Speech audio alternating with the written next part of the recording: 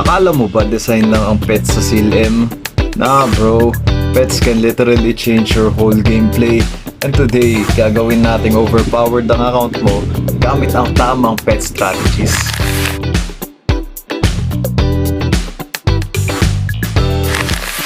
Kumusta guys? We are back for another video. Peter Pan here. And in this video, tuturuan ko kayo ng ultimate pet guide sa SealM. From the best pets and kung anong pets nga ba ang actually worth upgrading, yung mga hidden pet mechanics, at saka mga best pet skills and combos para mas mabilis ang grind, and lastly kung paano umiwas sa biggest mistakes na sumisira na resources ng mga players. Kasi guys, real talk, maraming players ang nagsasayang ng kanilang materials and resources sa wrong pets without even knowing it. So to start guys, kailangan muna natin pumunta dito sa pets natin. I-check natin kung ano nga ba yung andito. Dito guys, makikita nyo mayroong mga different categories. May info, may level up, may evolve, skill, upgrades, synthesize, and release. Pag-usap-usapan natin yan mamaya ng isa't isa. As discussed ko guys sa previous video ko, kung ano yung mga kumikintab dito or kung ano yung mga shiny dito ng pets natin, ito yung mga most bagay sa account natin. So ako mage ako and kailangan ko itong strike power and magic defense para sa mage. So guys, dito sa info makikita natin yung skills, stats, and also kung ano yung maximum level ng pet natin. Kung gusto naman nating i-level up ang mga pets natin, kailangan nasa maximum age na siya bago natin ito ma-level up. Also, may mga materials dito guys na kailangan nating gamitin para ma-level up itong mga pets natin. For example, dito sa isang legendary pet ko, kailangan natin ng baby food, advanced baby food, rare baby food, okay, itong heroic baby food na para magamit upang ma-level up sila. Now, kung naka-maximize na yung level nila, next na kailangan natin gawin is to evolve sa kanila. Itong sa lobster ko guys, kailangan na heart of a large pet. Paano nga ba natin makukuha ito? I will show it to you later on this video.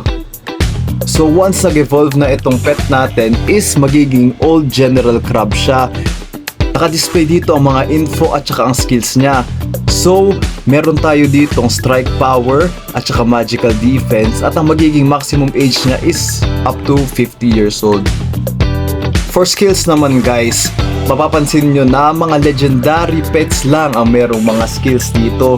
So, itong mga skills nila, pwede natin ito i-enhance guys.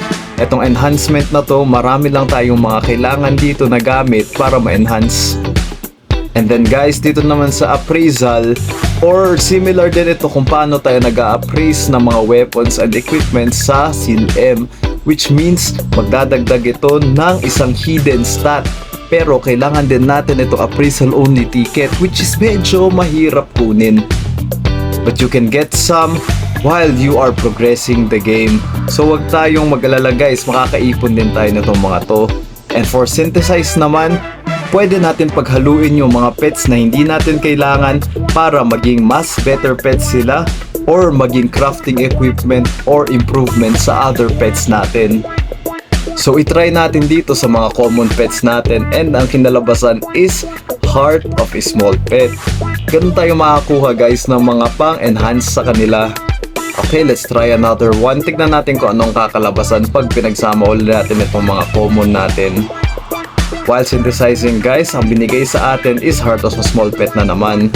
Try naman natin i-synthesize ang mga epic, ang mga heroic, ang mga pets natin.